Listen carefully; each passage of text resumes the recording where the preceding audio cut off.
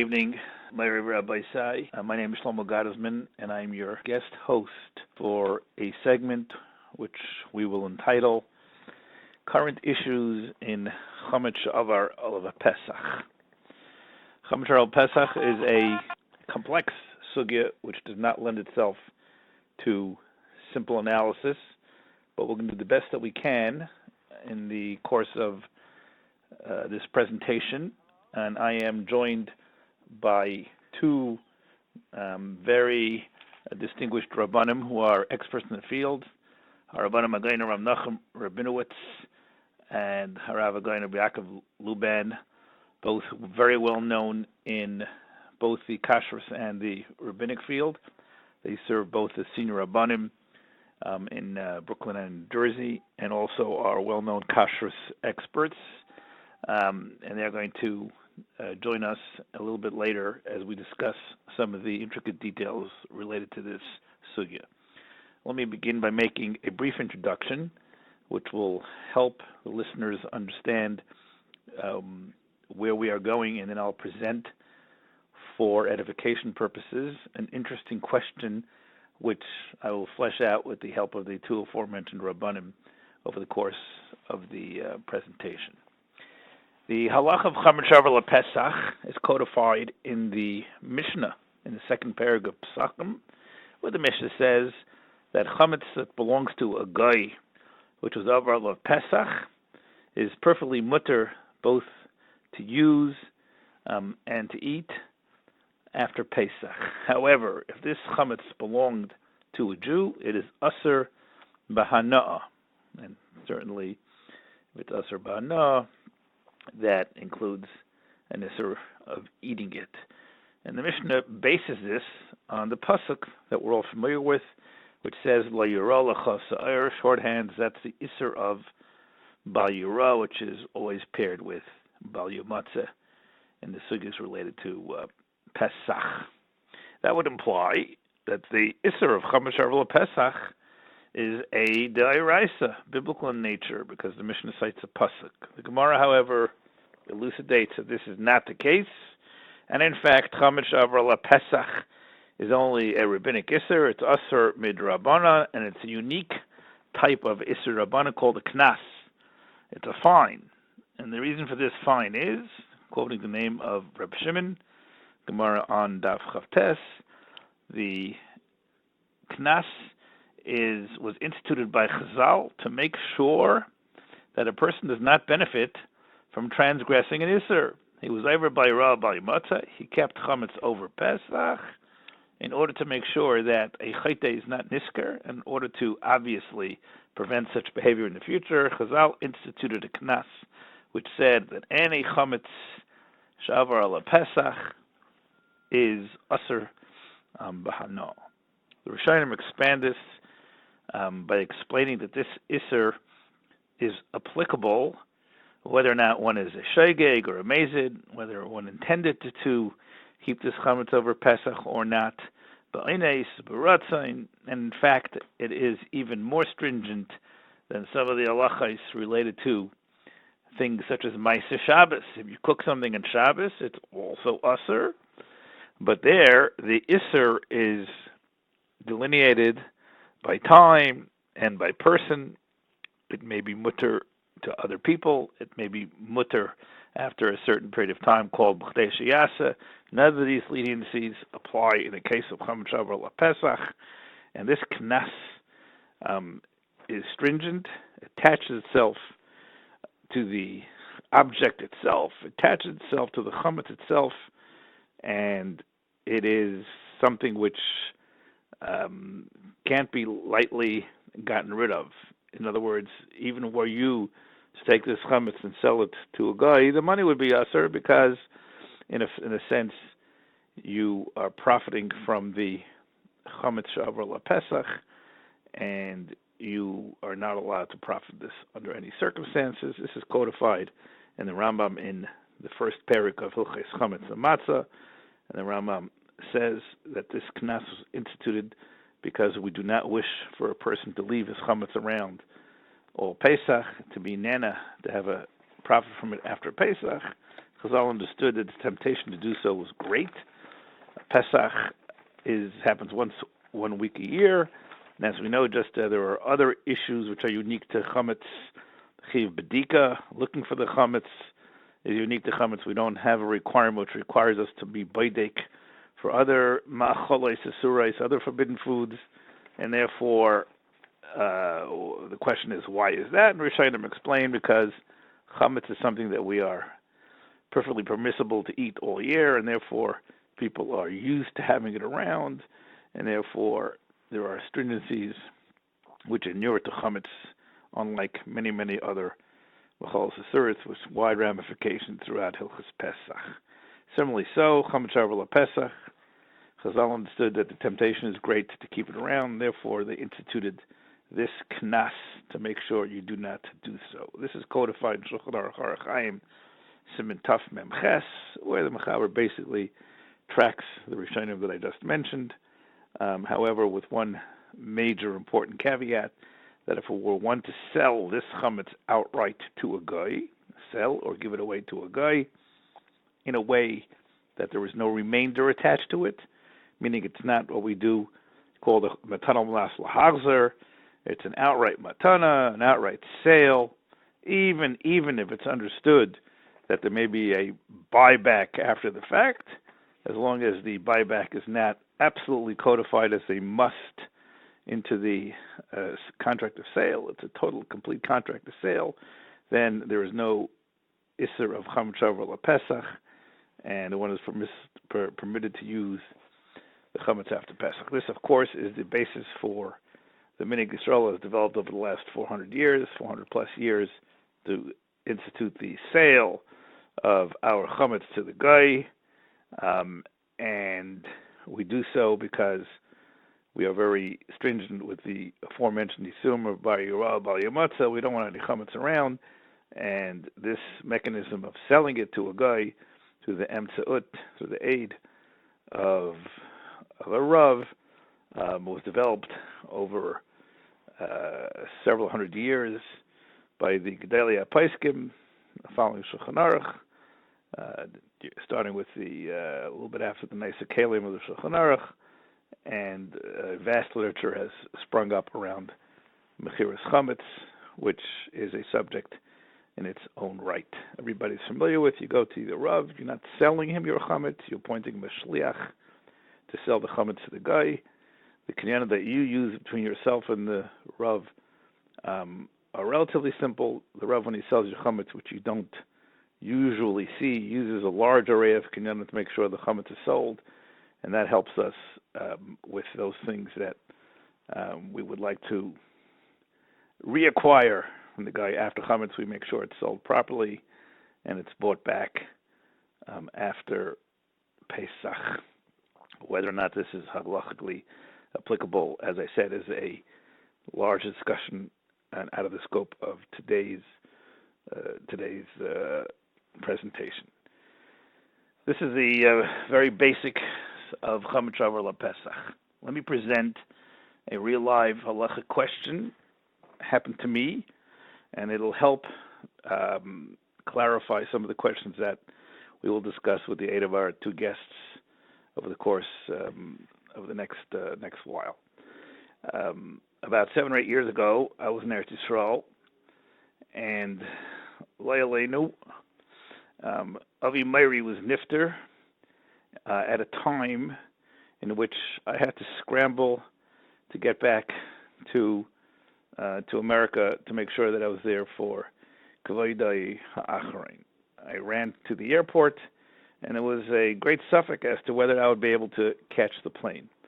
After trying to employ whatever assistance, aka protection, I could to make sure I got into the plane, to make a long story short, I was routed to a person named Rabbi Yochanan Chayut. Rabbi Chayut is the Rav of El Al. Many of you who fly El Al may know him, at least by sight. He is very often present in Ben Gurion for the night flights to New York, because somehow part of his portfolio became trying to make sure that everybody gets on to flights in good order and make sure that everybody is happy when they get onto the flight, with all the attendant reasons that possibly can inure to a Haredi public flying in El Al. I won't have to go into that in any detail. Everybody knows what I'm talking about. Why am I bringing this up? Because I called him, and he told me that he will personally make sure that I got into the flight. He, in fact, did so. I arrived at the airport half hour before the flight, and as you all know, that's usually a no-no, but I was able to get on the flight. Why am I telling you this story? A couple of years later, I was in the airport in the week after Pesach, and I had a need to buy some yain saraf, some schnapps. And the obvious place to do so would be in the duty-free store. The duty-free store in the airport is called the James Richardson store. So I wandered into the store, and it struck me that since it was only a week after Yontif, why would I necessarily be permitted to buy schnapps in the store? Maybe it was Chometz She'avar Alav HaPesach. So the obvious safe harbors, as we mentioned earlier, for not being Chometz She'avar Alav HaPesach, is it's a guy. James Richardson sounds like a very hush of a guy. Only a few seconds of research turned up the fact that the James Richardson store in the airport is, as all of the stores worldwide, a franchise, and it is owned by a Jew. The Richardson is a franchisor. Franchisee, the actual owner of the store, is required to buy his products from James Richardson corporate headquarters, is required to adhere to their manual, as all franchises. I think McDonald's, but the stores are owned individually. In this case, the store is owned by a Jew, an Israeli, a secular Jew, and therefore the fact that it might be a Geisha-owned store would not apply. Second question is, without doing any vast introspection halachically, well, maybe the chametz came in after Pesach. It wasn't the day after Pesach, it was a week after Pesach. So I went into the store, I asked for the manager, and I started questioning him as to what the inventory turnover of the yain saraf, the schnapps in his store, was. He thought this was an odd line of questioning, but he was nice enough, cooperative enough, that when I started pressing him, he actually went and got some printouts. To make a long story short, it turns out that schnapps, unlike bread or perhaps other staples, does not turn over quickly enough that a week after Yontif, one could be assured that the chametz came in after Yontif and therefore was not there in the course of Yontif. There are various gradations of schnapps, of whiskey, of yain saraf, very expensive, ranging down to standard. What's considered expensive in the last few years, in the last decade, of course, has shot up dramatically. You can now buy a bottle of schnapps in the Richardson store for as much as, $500, $600, $700. The more expensive stuff stays around for a long time. Even the standard stuff stays around for more than a couple of days because schnapps is schnapps, and it does turn over eventually, but not very quickly. Certainly not enough to justify any type of assurance that a week after Yontif it would be something which came in afterwards. Okay, having heard that, I realized that it wasn't so simple, so I turned around and I walked out and I bumped into Rabbi Chayut, who ever since his assistance to me and his great Gemil's chesed to me and my family, I always made sure to go over to him and say hello and thank him. Having assisted many people since then, I'm sure he didn't remember the story, but I decided to strike up a conversation with him and ask him if he knew anything about the schnapps in the store. And he tells me, happens to be he does. He's not the Rav Machsher of the store. He is the Rav of El Al, which has a large staff of kashrus professionals. So putatively they are underneath his ashgacha, but El Al during Pesach, for instance, will not sell chametz on any of its flights. I've never been on a flight during Chometz Pesach, so I can't tell you that personally, but I assume it's true. But he tells me the store is not under his direct jurisdiction, but he knows the following facts about the store because it actually happened to him. A few years ago, a family that was in need to buy whiskey for a simcha went into the store, and this was not right after Pesach. It was several months after Pesach. It was, in fact, Tammuz, a full 3 months after Pesach. And they bought a very expensive case of schnapps, and then someone informed them of this problem after they purchased it and took it out, that, in fact, there's a possibility it was Chometz She'avar Alav HaPesach. They brought this question to, and ended up with Rabbi Chayut. He just said, I cannot paskin this shaila, too complex for me. So he went to Bnei Brak and consulted two of the senior poskim in Klal Yisrael, Hagoyin Baal Shevet Levi, Rav Vosner, and Harav Landau, who was nifter just a few weeks ago. The Rav of Bnei Brak, two well-acknowledged Gedalia poskim. Rav Landau was in charge of Kashrus for all of Bnei Brak for a long time, having inherited that from his father, Zechron Levracha. And he asked both of them what the halacha is with this schnapps, this expensive case of schnapps that had been bought in the Richardson store, which was a franchise and owned by a Jew, even though it has a Goyish name. And what is the story with this many months after Pesach? At that point, certain facts had to be ascertained. Beyond the fact that it's owned by a Jew, the question is, was the chametz sold? So there it turns out that this Richardson store had a checkered history. One year, the people in charge of kashrus, and the airport is under the Rabbinut of Lud, went over to the person and asked him to sell the chametz. He wasn't crazy about it. He has to be open every day of the year. The airport is open as per his franchise agreement, so it's open 364 days a year, the one exception being Yom Kippur, when the airport is closed. And he didn't want to sell the chametz. The next year he agreed reluctantly. The third year later, they decided not to ask him, and they sold his chametz without even consulting with him under the rubric of Zachin la'adam shalai b'fanav. This is a discussion of the poskim, and some poskim maybe worry about it, but many poskim hold that it's okay to sell somebody's chametz if he otherwise will be over and by Rabbi Yamatzak. This is the greatest chus for him, greatest schia, and the Rabbinut and Lud sold all the chametz in the Richardson store. So that's the case. You'll say, no, what's the problem? They sold the chametz. If the chametz was sold, why can't you buy whiskey there after Pesach, after all the chametz was sold, the same as everybody else's chametz on this call, on this podcast?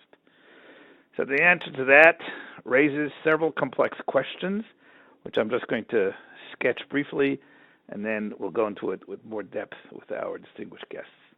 Problem number one.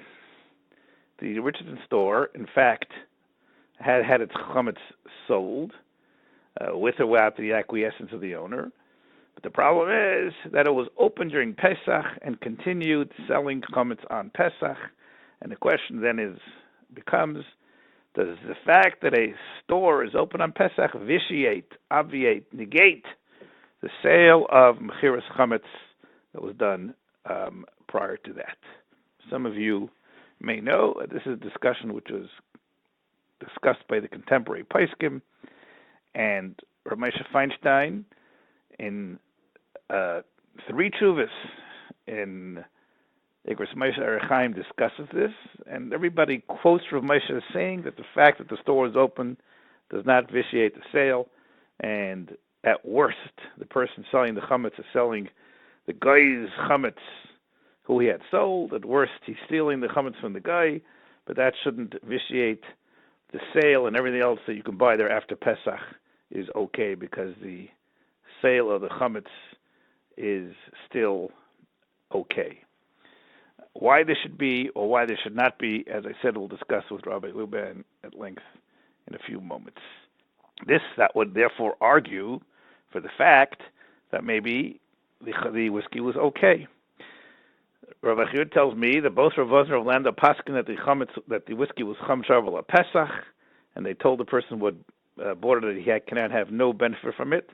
And this being Eretz Yisrael, they decided to make a Kiddush Hashem out of it, and they made a whole tekes, a whole ceremony in which they poured out an entire case of highly expensive whiskey. somewhere in Bnei Brak, I'm not sure where, and this was to be Mekayim the Pesach of two Gedalei HaPesachim, She'avar Levi, Rav Wosner, and Landau, who both felt that this was in fact Chometz She'avar Alav HaPesach, and the question is why? After all, we would seem to have a Pesach of Rav Moshe. Moreover, Rav Shlomo Zalman Auerbach, even if you want to somehow claim that Rav Moshe, the Yugos Moshe, controls in America, but not in Eretz Yisrael, happens to be Rav Shlomo Zalman Auerbach, felt exactly the same way. And he paskined very clearly, written in Alicha Shleima in several places, that the fact that a store is open on Pesach selling chametz did not vitiate the original mechira. If that's the case, what was wrong with this schnapps that was bought in the Richardson store? So I'll tell you one more problem, and then we will turn it over to my two distinguished guests. The other problem is, in addition to the fact that the store is open, and maybe that obviates the original sale, there's another problem of merchandise which actually comes in during Chol Hamoed Pesach or Yontif. It's open on Yontif, open on Chol Hamoed. New merchandise is coming in as we speak, and therefore, perhaps the merchandise that you bought was not included in the original sale, because after all, it came in after the sale, came in on Yontif, came in on Chol Hamoed. This is a issue which even Rabbi Moshe would l'chayra agree, and he discusses this directly, that this is in fact a insolvable problem, and perhaps this fits into this puzzle here as to why these two paskin that the whiskey bought would be in fact Chometz She'avar Alav HaPesach, well past Pesach. Rabbi Say, in order to expand upon these questions, I have enlisted the help of two Gedalei HaPesachim, Rav Nochum Rabinowitz, who, in my opinion, is the leading expert on yain saraf, on whiskey, schnapps, b'machanenu. He's going to talk to us a little bit about the history of why is schnapps, yain saraf, chametz at all. After all, it's a liquid. We'll talk about how the history developed, and we'll see if we can come to some sort of a understanding on what the issur of schnapps is. After that, as I said, we'll talk to Yaakov Luban, and we'll discuss the interesting and complex questions about chametz from those type of establishments where you do not have shomer Torah mitzvahs, both stores, large establishments, distributors, and all sorts of the issues that make Chometz She'avar Alav HaPesach the complex issue that it is today. Okay, Ad Kan, our introduction, and now we will have the pleasure of hearing from Rabbi Rabinowitz. Marae Rabbi Say, we're going to continue our discussion on Chometz She'avar Alav HaPesach B'chlal. I introduced to you Harav Nochum Rabinowitz. I already gave you his very distinguished credentials in the introduction, and Rabbi Rabinowitz, I set the bar very high for this discussion by telling the Eilam that you, in my humble opinion, are our greatest mumcha on these subjects. So I welcome you and thank you for coming on to help us discuss these issues. I introduced the questions of Chometz She'avar Alav HaPesach and practical aspects of it by talking about whiskey and schnapps, and I mentioned that in order for us to understand this clearly, we're going to have to understand why is whiskey and schnapps, which after all is liquid form, everybody knows it comes somehow from grain, but why exactly is it chametz, and what's the history of this, such an important product in our lives? What's the history of it halachically, legabi chametz? Why don't you help us understand this, please? Okay, thank you very much, Rabbi Gottesman. I appreciate this opportunity, and I think the real good news is that I'll be followed by Rabbi Yaakov Luban, who's a real mumcha in this area. I just will try to address the specific issues related to schnapps, as opposed to the broader issues which deal with corporations and seikus and all that type of thing. Of course, Chometz She'avar Alav HaPesach is a fascinating topic. It's a knas d'Rabbanan, and as much as it's only a knas d'Rabbanan, it appears to be very chomer, because it affects not just Mazid, it affects not just the Shagig, but apparently it affects even an honest, someone who did everything that he should have done. For example, if someone sent a shliach to sell his chametz, and for whatever reason the rav or the shliach did not fulfill that task, this person can end up with a tremendous hefsed, a tremendous loss, if he has substantial value of this liquid gold, if you will. So what I'd like to do is just to start, is talk about what is schnapps. And if we go through the process just briefly to understand what is schnapps, then we can try to then look at the poskim and see how we can try to apply what they say to the metzias that we have today. So alcohol is derived from sugar. You need to have sugar which undergoes a fermentation, and the sugar it converts into the alcohol rather. Now, when we deal with many types of schnapps, there are schnapps which are made from from non-chometz sources. You can take regular sugar, granulated regular cane sugar or beet sugar, and you can make that into alcohol. You can even take corn, or you can take grains, other types of grains, and you can convert those. In fact, there are some places, such as New Zealand, where milk is in abundance, where they take lactose, which is the sugar found in milk, and they convert that to alcohol, which would, of course, has interesting implications, because you can have vodka or rum, which are made from milchiks, and they remain milchiks ostensibly. So that's just an interesting thing. When you start the most prevalent form of Rabinowitz of that is what you and I knew growing up called slivovitz, right? Slivovitz. That's the which was in Kosher Pesach, which is not made from grain. What is it made from? Right. That's made from plums. So you can take plum. You can take any sugar, any fruit sugar. You can take, of course, grape sugar. They make cognac and brandy, which are made from wine or other fruit juices, which are first made into wine and then subsequently turned into a liquor, and we'll get to that step as well. Now, when you deal with grains, and that includes both the chameshes aminim, which of course are real chametz potentially, and something like corn, or I'll mention even buckwheat, which is another type of grain or similar to grain, which is a kitnius product. Those need an earlier stage before the fermentation. What you need to do is take the starch. These products are filled with starches in larger molecules, but they first need to be broken down, those molecules, into sugar. And once it's sugar, then you can start the fermentation.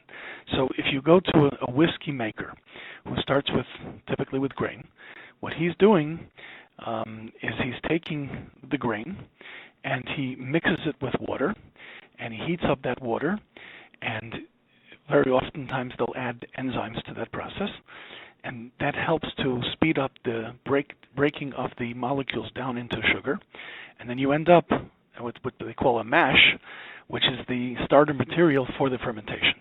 They typically transfer the product from the mash tank into a fermentation tank, and that's where they will add yeast if necessary, and that begins the conversion of the sugar into the alcohol. After that point, you'll have something. It can be called various names. It can be called wine. It can be called beer at that point. In the intermediary stage, you'll have something which may reach 6% alcohol. It may reach 8, 9, 10% alcohol. With something like grape alcohol, grape wine, you can go up to maybe 14 or 15% alcohol. And then what happens is, what happens is the alcohol content becomes so high in the product that it kills the bacteria, and the yeast, which was causing the fermentation, is going to stop because it's been it's stopped by the alcohol itself, which kills that bacteria. We all know that alcohol is used to kill bacteria, and in different applications. Now, what you have is this wine or beer, and you can drink it as is, but in the case of liquor, you want to raise the level of alcohol from that 6, 10, 15% of alcohol.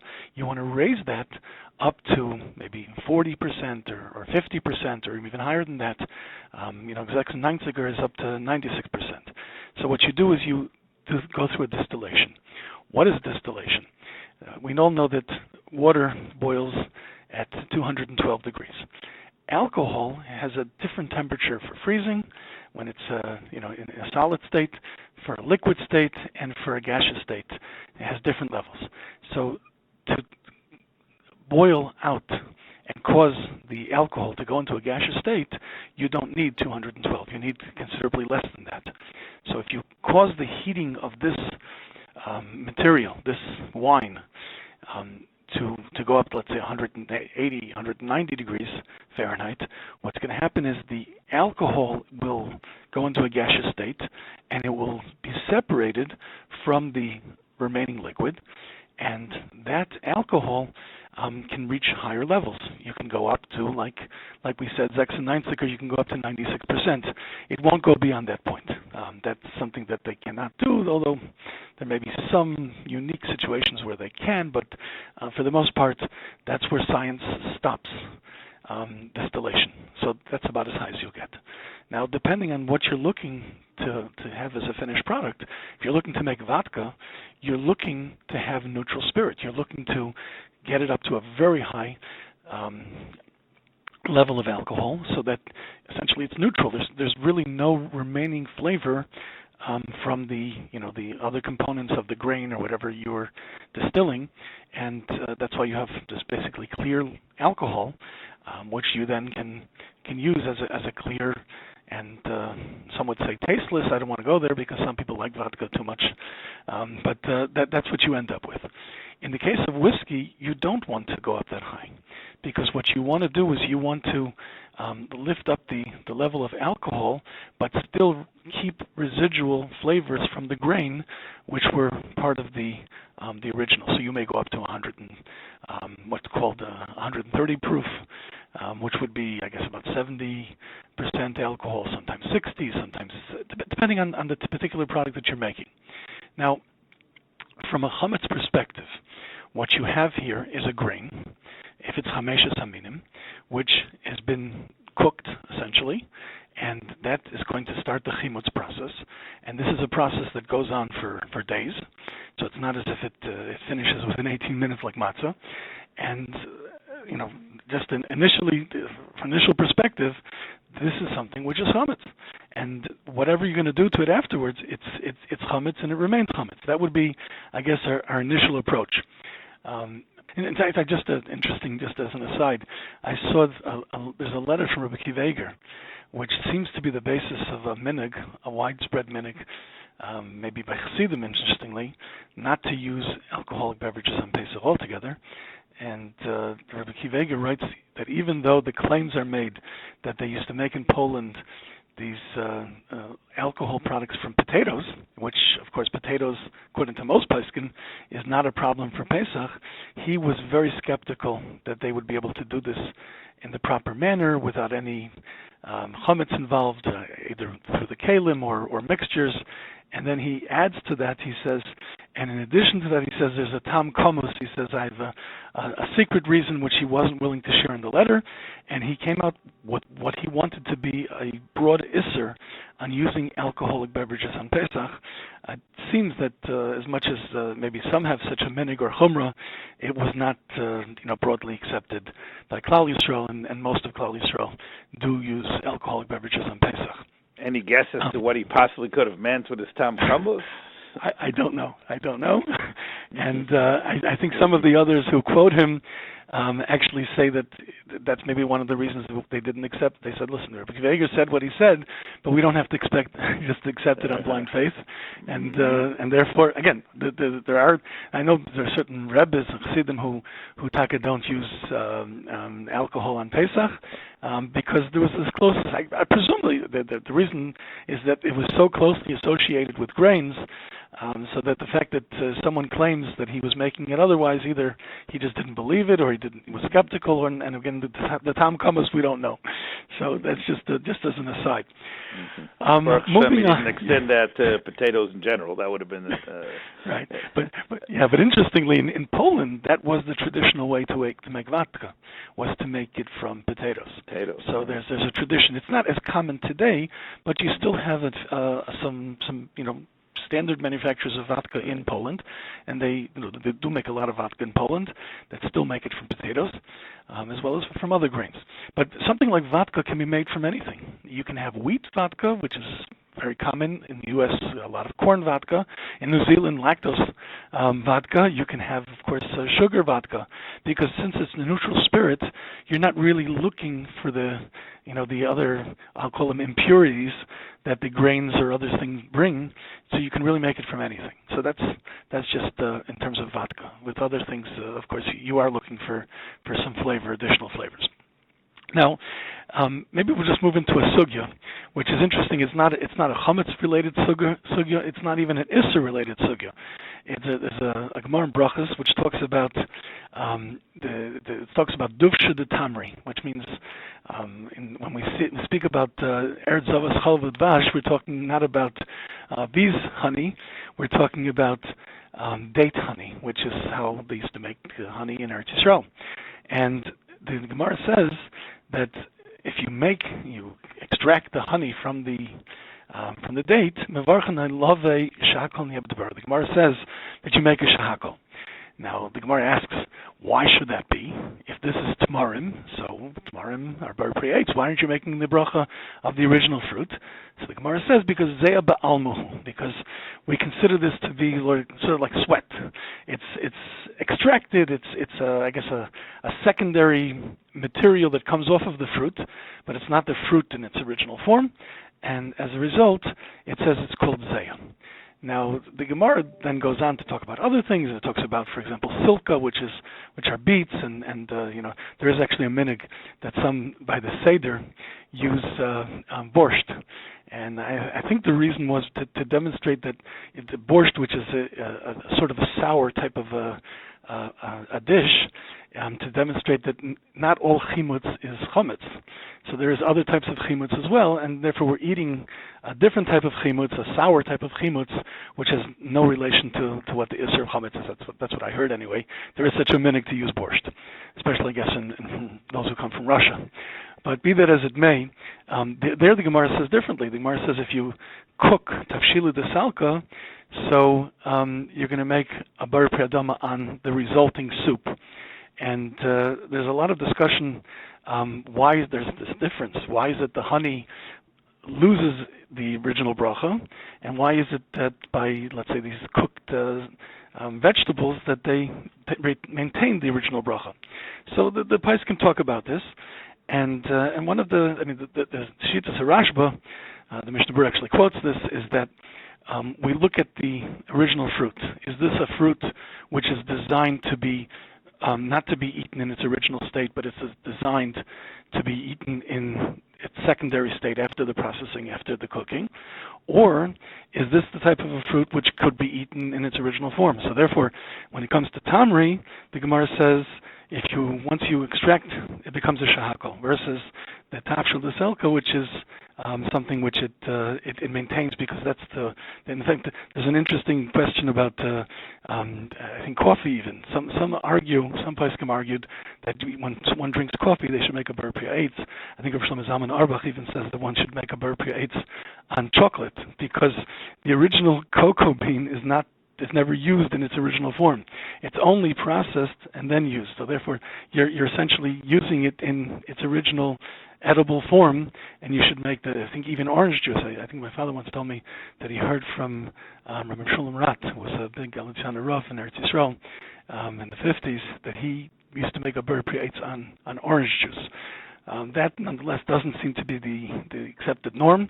Most places can say that when you extract juice from fruits and the like, that you would make a shahakol on that. But what we see over here is that given the right circumstances, you can have something in its original form, and you can have it in a secondary form where it changes its status. That's what zeya ba'alma in the way the Gemara describes it over there.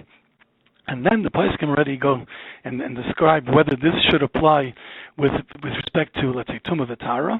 If you have something which is extracted from something which is tumah, does the tumah remain with it? And we find also that if something has an isser, would that isser remain, or does that isser disappear because you've changed the status of the original material? So there is a famous Rivash, a Chuvas Rivash, and the Rivash actually addresses our issue of distilled alcohol product. In his case, he's talking about alcohol which is made from stam yain. And his question is, I think this was for refuah, it was used for some kind of a medicinal purpose. They used to use some kind of a distillation. It's interesting that distillation goes back a few thousand years. In fact, I remember once I was in Barcelona, which is where the Rivash lived. He was a Talmud of Duran, and he lived in Barcelona. He was the Av Bezdin of Barcelona afterwards. Someone showed me how they, and even today sometimes, do what's called solar distillation. There's no heat, there's no steam system, what you essentially have is you leave glass jugs, and you have an option for the alcohol to leave, and you leave it in the sun, and the sun cooks the wine so that the distillation happens in a natural way based on solar rays. So that's something that, I don't know if that's how they did it then, likely the case, but the Rivash says if you have the stam yain and you put it through a distillation, and he says what you're seeing is a change. The wine was red, the wine had a certain flavor profile, and now that you've done now that you've done this distillation, you end up with this sort of neutral type of, it's colorless and it's neutral, and so that's Zeya Ba'almi. He says that should be similar to what the Gemara describes. Nonetheless, he says that when it comes to Stam Yain, which is both an Isser Achila, it's an Isser Ana, he says the Isser that was there is not Nifka, it doesn't just disappear. And as a result, the Rivash is machmer to say that this should remain Aser even when, quote unquote, it becomes Zeya Ba'alma. Now, there's a famous Chuvas Mishkenas Yaakov, and the Mishkenas Yaakov says, yeah, that's true, the Rivash is correct, but if you take a look, what's the Rivash talking about? He's talking about something like Stam Yain. But if you're talking about something which is different than that, first of all, there's Isser Hana by Stam Yain, which you don't have necessarily by other types of Yisurim. So if there's an Isser of something else, he says, once you have Zeya Ba'alma, and for example in Chometz, and actually Chometz is even another reason to be lenient, because Chometz before Pesach wasn't Aser, it was Heter at that time. So it's not even you have to say that it's Paka the Isser, that there was an Isser which was Chal, and that Isser is Nifka. I mean, as an example, many people ask, is brandy kosher if you buy it without a Hechsher? And the answer is no. So the question is, I mean, here, for example, the bracha of wine is a ber priagofen. The bracha, the poskim say, for the brandy made from wine, distilled wine, is only a shahakol.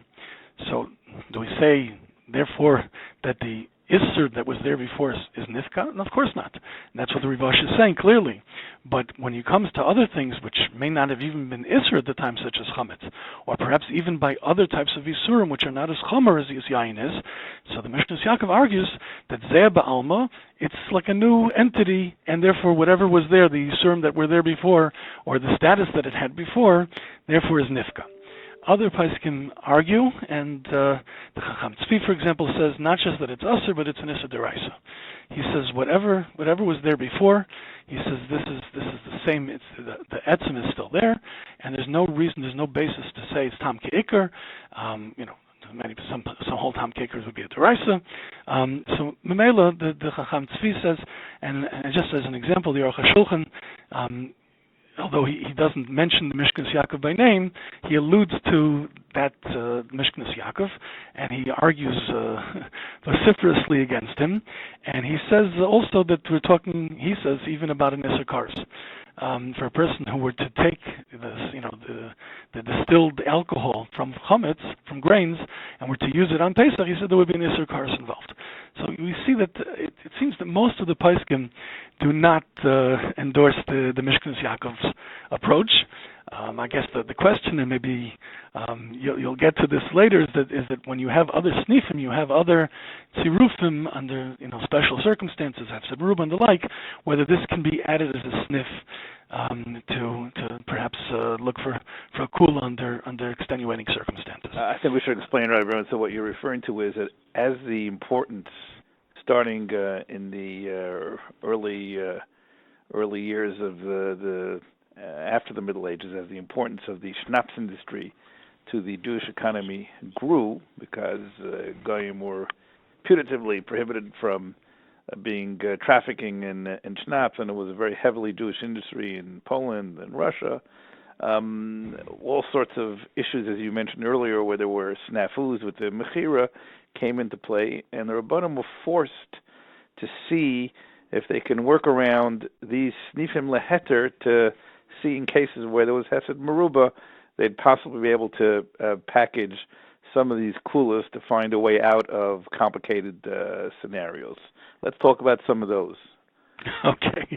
I'll mention, I just want to mention one additional, that there is a fascinating hamtzah, a fascinating proposal made by the brother of the Shulchan Aruch Harav, of the Baal Tanya, which he makes another suggestion as to why perhaps alcoholic beverages have another reason to be mekel. And he talks about, there's the concept of teruvas chametz, and when you have a mixture of chametz, and it's not something that you can eat teich kedei achilas pras, so there's makom lahakol. Although that's not a lechatchila, but there is a makom lahakol, because it's not something that you can ever be over sekaris on, because you would have to eat it teich kedei achilas pras, mashir, in order for you to be over. Now, although that's certainly not lechatchila position, nonetheless, this is a factor. Now, you can't say about schnapps, which is made from grains, there's no way to say that it's not, it's not a taruvus necessarily. It is the grain. It's the actual chametz. But what he does suggest is, because it's a davar charif, since it's something which is sharp. And interestingly, in terms of charifus, I remember discussing with the Rav Yisrael Belsky many times. He said that there's a difference between something like a wine, even something like a low alcohol liqueur, is something that you can drink, as opposed to something like a schnapps is something that you sip. Nobody drinks it because it's too strong for a person just to gulp it down. And he says that's the definition of charif. So, and sometimes when we're dealing with, charif and blias and those types of issues, so we usually use something like a 20%, maybe 25%.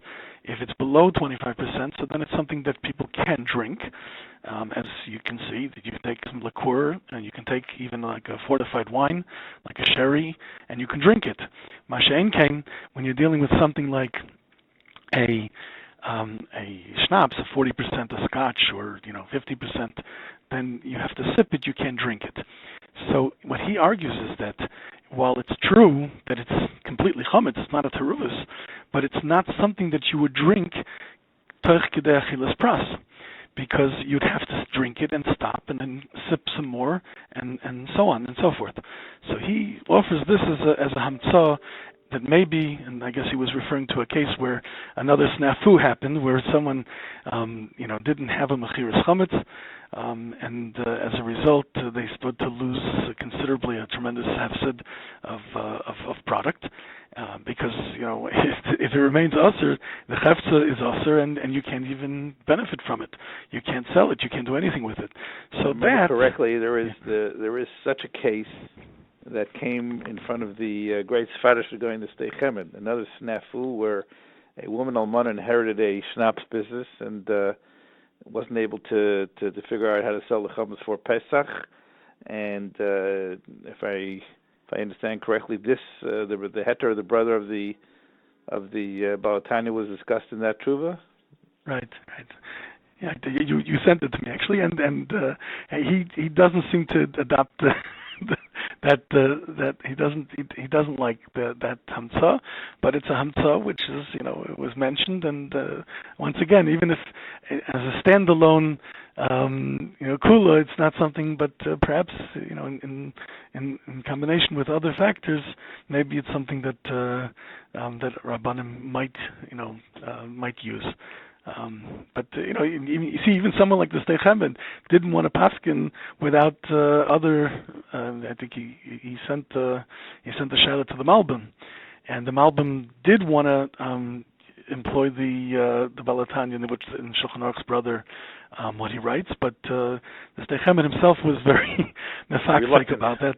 Yeah. Right. And then he couldn't follow up. He couldn't follow up with the Malbim because it seems that the Malbim left wherever he was, and there was no forwarding address. Right. So the Balabatim didn't appreciate the Malbim, and one of the greatest minds of the generation, one of the greatest rabbinic figures, was forced to move from city to city. Right. And that's how they treated Rabbanim in those days. That's how the Balabatim treated Rabbanim. I don't think much has changed, Rabbi Rabinowitz, in the 30th century. Right. Okay. I think he writes in that true that he wrote to the Malbim. Wrote him back trying to employ this as a snif lahater to help this poor almana. Chometz didn't like it, and he wrote a letter back to the Malbim, who at the time of the original correspondence was in Kharsin, a well-known town, I guess it was in Russia. And by the time the correspondence entered the second stage, the Malbim was already gone, and the second letter never got to the Malbim. That's what he writes. So, interesting. Right. Okay. So what I'd like to is maybe just fast forward.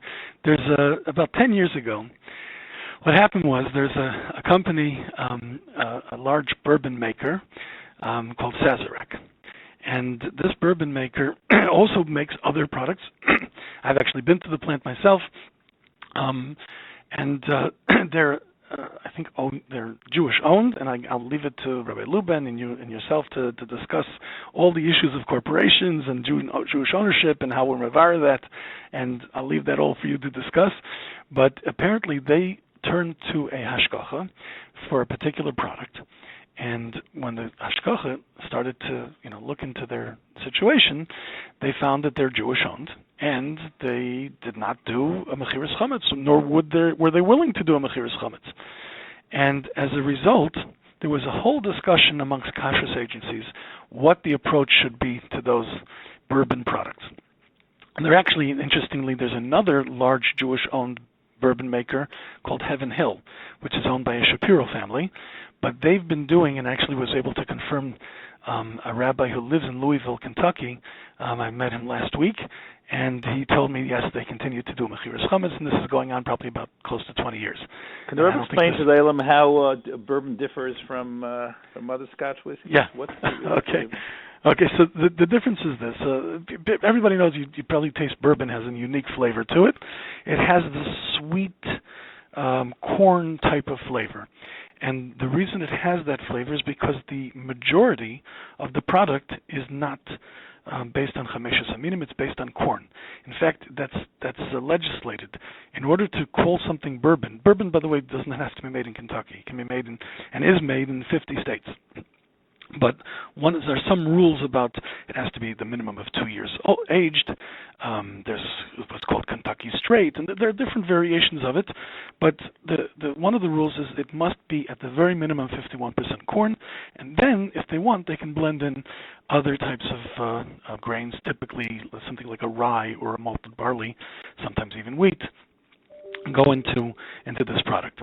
Now, in fact, there was one, believe it or not, there was one bourbon maker that we actually certified OU Kitnius because it was not made from 50 or 60 or 70, but 100% corn. So apparently, you're allowed to make something called bourbon even if it's 100% corn, but at the minimum, 51%. My understanding typically is that the bourbon, some of the more popular bourbons are 70 up to 90%. And the rest would be something like a rye, or, like I said, the malted barley, or perhaps wheat. Now, that means you have a product which is a taruvus. Now, the way they typically make this is they make a mash. When they start the process, they're taking the grains, and then they're putting them in water, and they're cooking it together. that's already, at the initial stage, it's already blended. And so the product is throughout, is this teruvus all throughout. Now, that means that the product is a roiv, which is not chametz. Now, the Paiskim, in Shulchan Aruch it says that if you have a mixture of chametz and non-chametz, so if you have shishim keneged, so then there's bittul against the chametz. If you don't have shishim, so then it's not bottle. Come along some of the nice kalim, the Mishnah Berurah quotes, I think, from the Magen Avraham and others, that is, and I think the Magen Avraham says that this is most poskim would hold that you don't really need shishim. You need shishim if you have something like a min b'she'ein minai. But if you have roiv then you would not have this problem of Chometz She'avar Alav HaPesach.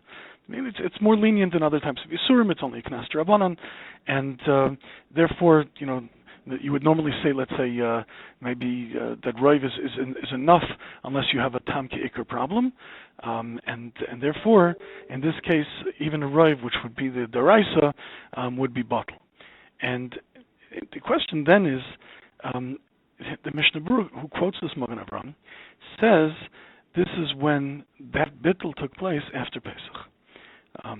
Do we say this when for example, the Shulchan Aruch says that shishim would create bittul? That doesn't make a difference when it happened. It doesn't make a difference before Pesach, on Pesach, after Pesach. It's all the same thing.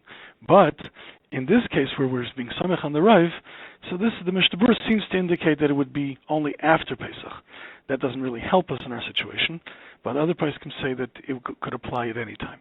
And it doesn't really make a difference when the bittul took place. As long as you have that bittul b'raiv, it should be mutter. If that's the case, according to those paiskim, bourbon should really not be a problem of Chometz She'avar Alav HaPesach, even if it was owned by a Jew over Pesach, because you always have, by definition, the way the product is made, you always have a bittul b'raiv. This was debated amongst the Kosher agencies. I know Rabbi Belsky was machmer because, not that he felt that you couldn't rely on the bittul b'raiv, but he had a different problem. He felt that when you have alcohol, which is derived from corn, and you have alcohol, which is derived from rye or from barley, each one has a unique flavor profile, and therefore he says that there's not bittul over here, because bittul b'raiv would be min b'minoi, when you have the same. Whenever you have something which is going to give tam into the product, so then of course you have an issue. You would need shishim keneged. Now there is also another additional shaila, Yordei shaila, about when you say min b'minoi, min b'she'ein minoi, is that all these tam, what's what the Shach says, or the Ramah seems to say that if even if it's the min, and some would argue, and then others did argue from amongst the Rabbanim who discussed the shaila, that alcohol is alcohol, and the fact that there may be some slight variations in flavor doesn't really change what happens with, to call it a min b'she'ein minai. So this was a discussion. I believe at that point it was decided, and some of these liquor lists include all the brands from this Sazerac company, that they're not recommended. And again, some people want to be mekel. I think they have what to be samechan, as opposed to, those who dafka want to buy a product without these types of shilas, should avoid those types of brands, because since it's a product which is, lasts for a long time, and it's always aged for at least a number of years, it's inevitable that this was a product which was B'Rishus Yisrael over at least one or multiple Pesach Yom Tov.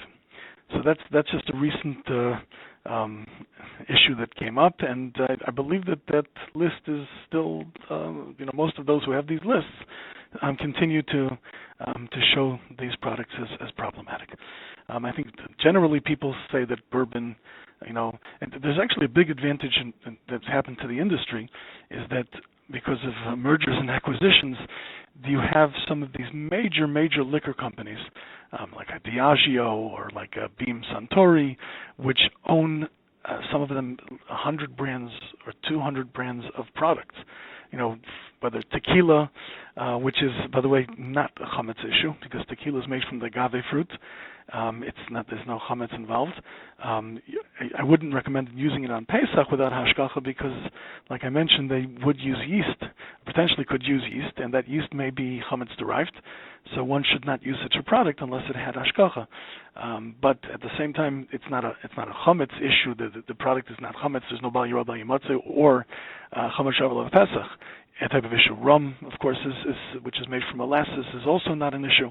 But when it comes to the whiskeys, many of these are, there maybe Diageo may have Johnny Walker and Chivas Regal and multiple other brands of Scotch, and Scotch is made from malted barley, which is 100% chametz. Without coolers, it's certainly chametz.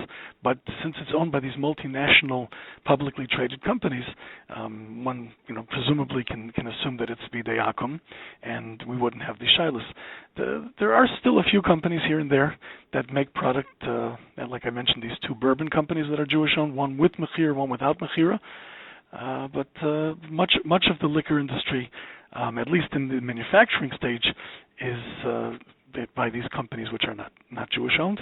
As far as distribution, that's already a different discussion. As far as the liquor store, the final stop, the retailer, that's of course a different discussion.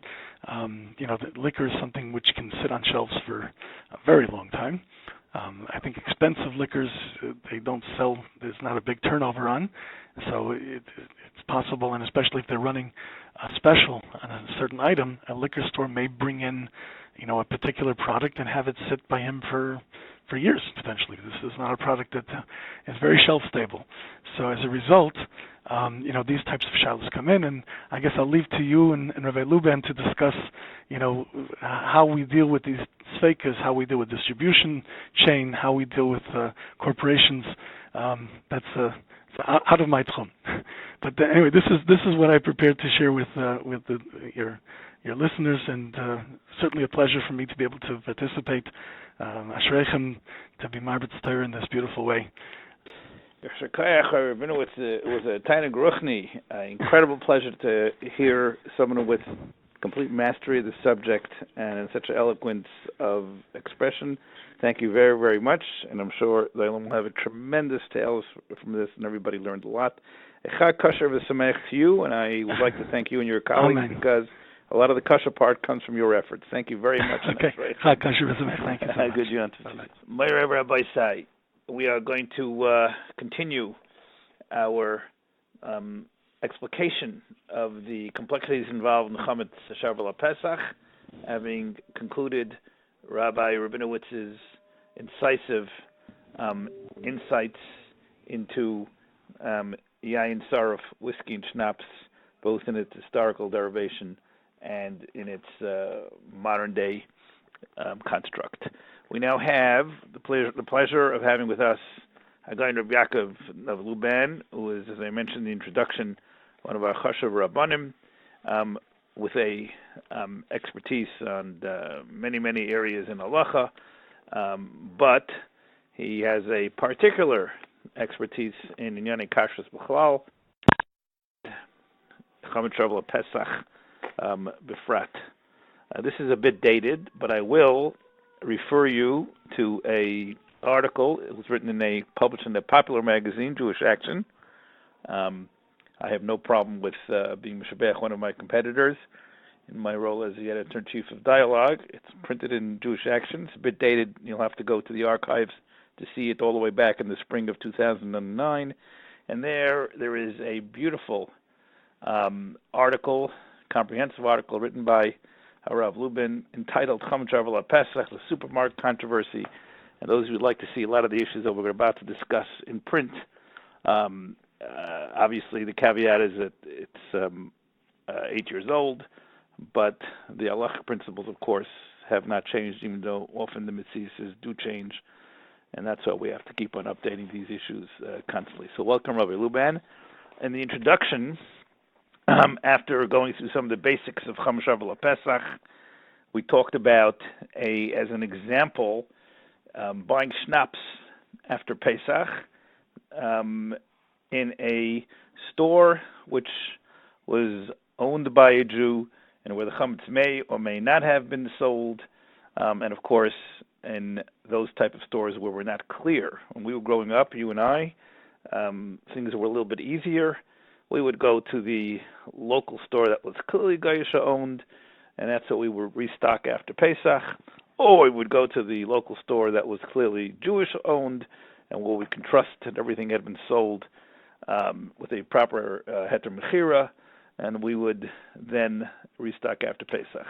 Life being what it is, we are now faced with numerous complexities, both in the micro sense, individual places, and of course in the larger sense of large supermarket chains and entities and distributors with amorphous ownership, not clear who owns what, and many of the senior rabbanim involved in these issues in kashrus, achsherim, have devoted huge amounts of effort into ascertaining the facts, and I'm happy to have you on today to discuss this. Let's begin with talking about the issue that I raised. I did mention to the Olam the question raised by Maran Baligris Moshe about a establishment that may have putatively sold its chametz subject to a valid heter mechira, but yet remains open on Pesach. Rav Moshe in 1957.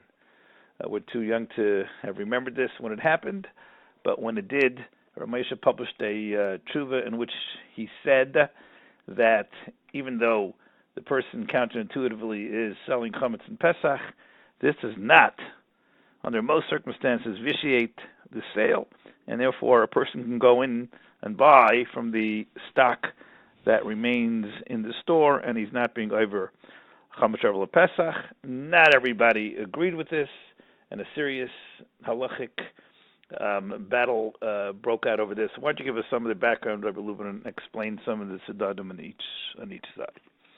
Okay, my pleasure. Thank you for the introduction. So, Rav Moshe basically, his position is it's a legal sale, it's a valid sale, and therefore it's halachically acceptable. Those that are in strong opposition, they included the Rav She'avar Alav HaPesach, the Zatmar Rav, the Stei Chemed has a discussion about this. Rav Moshe Sternbuch has material in the Chuvas Van Hagos. The main objection is that the sale seems to be a fraud because Olam Kimin Hago Haloich, everything continues exactly the way as before. What kind of sale is that?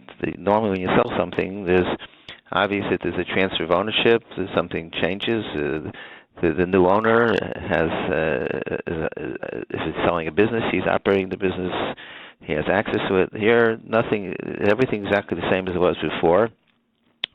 It appears rather obvious that the person that sold it, the store owner, only did so because it's to his benefit to be able to have Jewish customers come to the store after Pesach. So the rabbi said, "Would you sell the chametz?" She says, "Okay, if that's what you need, I'll do it."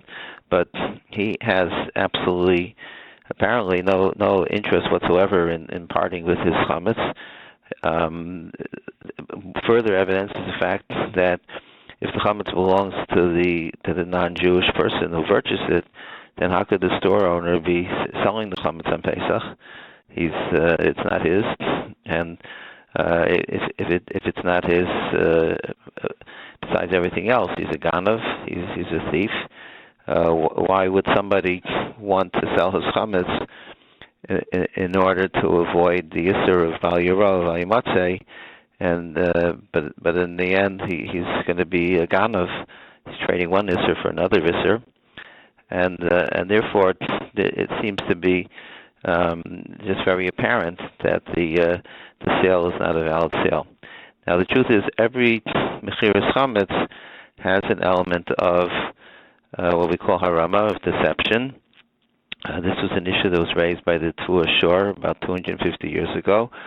He has a piece in his Sefer Amsachim where he questions how does mechiras chametz operate, or how is it valid? In his days, the main mechiras chametz was being used for Jews who were involved in the whiskey business, and the merchandise was worth a very significant amount. And the chametz, much as it is the same today, the chametz is sold to somebody who is not necessarily a man of means. It could be somebody who works in a butcher shop, or wherever the rabbi finds, or somebody that he deals with who he's able to, or it might be the rabbi's neighbor. But the value of the chametz is very significant. So the Tfua Shor asks what kind of sale is that? In the Shtar Mechira, in the contract of the sale of chametz, it stipulates that the non-Jew is giving a down payment. He gives, let's say, $1 as a down payment for the chametz, and the balance he owes, and it should be paid after Pesach. If the balance is tens of thousands of dollars or millions of dollars, it's just way above the means of the fellow to come up with. So isn't it obvious that it's just a sham and that it's not a valid mechira? I myself have been selling the chametz for the OU for the last at least 30 years, 35 years or so. The OU has hundreds of companies that are non-Jewish, that are Jewish-owned rather. I don't have a way of estimating it, but I imagine that the amount of chametz that I sell is in the tens of millions of dollars, maybe $100 million. I have no idea. And I should be in the Guinness Book of Records for selling the most chametz from the time of Kabbalah Torah. So I heard that here on this podcast. The record for the most chametz sold is held by a guy in Rabbi Yaakov Luban. Okay, go ahead. Now you know. I'm sorry to toot my own horn. But in any event, and I sell the chametz to somebody who works in a local grocery store, who earns a minimum wage. So isn't that a guy Gomer? You have his yichus brief, 100%. Yes, he's a guy. Yeah, definitely. So isn't that just absurd that to sell? So we tell the guy that he owes the balance after Pesach, and he dutifully nods his head and says, "Okay," but it would be completely impossible for him to come up with that type of money. So the Tfua Shor says that the reason why the mechira is valid is because even though it is a harama, is because it's clear from Chazal that when you're dealing with an Isser D'Rabbanan, with a rabbinic prohibition, a harama, Chazal accepted a harama, something that there's an element of deception. And since mechira chametz, before you do the mechira, you have to do a bittul. So the bittul knocks it down to an Isser D'Rabbanan. After a bittul, you're still required to burn the chametz and remove it from the house, but it becomes an Isser D'Rabbanan. So he says that the reason why the mechira is valid is because of because we're dealing with Rabbanan, so harama is not a concern. So one of the issues that I think Moshe Sternberg raises is the supermarket sale. There is no bittul because the owner of the supermarket does not do bittul. He's not an observant person. So you're dealing again with a deraisa, with a biblical prohibition. So that should invalidate the sale. This issue of how mechiras chametz works, if it should be a harama, there's a tremendous amount of discussion. We could talk about that for hours and hours.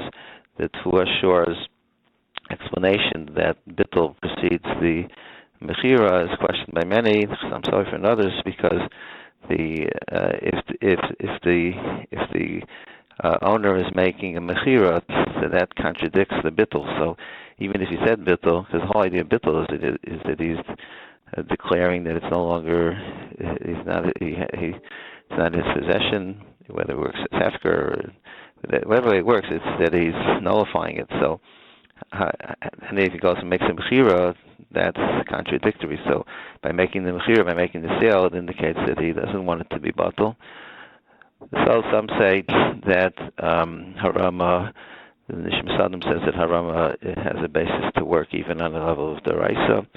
Others say it's not really harama because even though it's true that the non-Jew doesn't have a penny to his name, but in theory, if he wanted to, he could take all the chametz and sell it and use that money to pay off the amount that he owes. But in any event, that's one of the so even though that issue of harama is present in every mechira, but the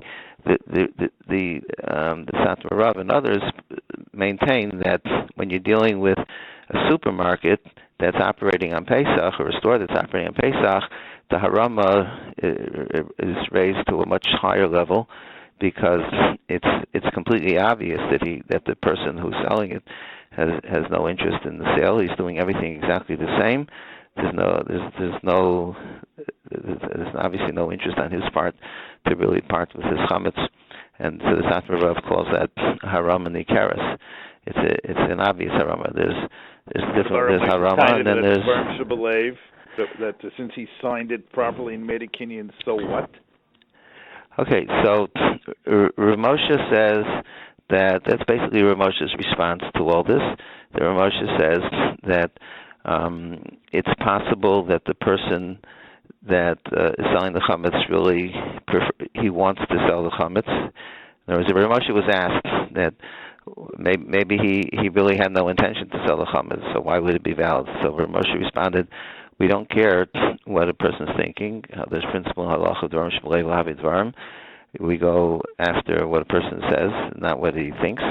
So it's irrelevant whether the person really was thinking he doesn't want to do the sale. But nonetheless, even though dvarim shebelei lahavi dvarim, but when there's an umdana, when it's obvious that the person he's selling it, but in his mind he has other intentions, then even though it's dvarim shebelei, it rises to the level of having validity.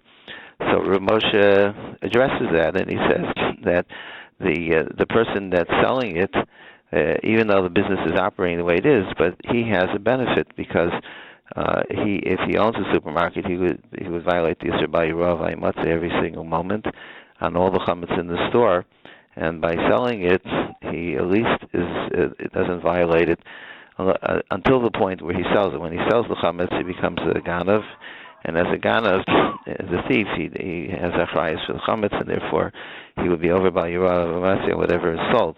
But it's better to be over by Yirav V'Matzeh on a limited amount of chametz than to be over on the entire store. And it's also, even though he's besides being violating by Yirah, he's also violating the prohibition of K'deila on the chametz that he sells, but it's still less of that's a one-time thing that he's a goslin, but by Yirah is every single moment. So it's actually in his benefit to sell the chametz halachically. So Rav Moshe says, well, maybe he doesn't care at all. Maybe he's so completely far field from being observant that he really doesn't care a drop. So Rav Moshe says, well, we don't know that. There's no way to ascertain that.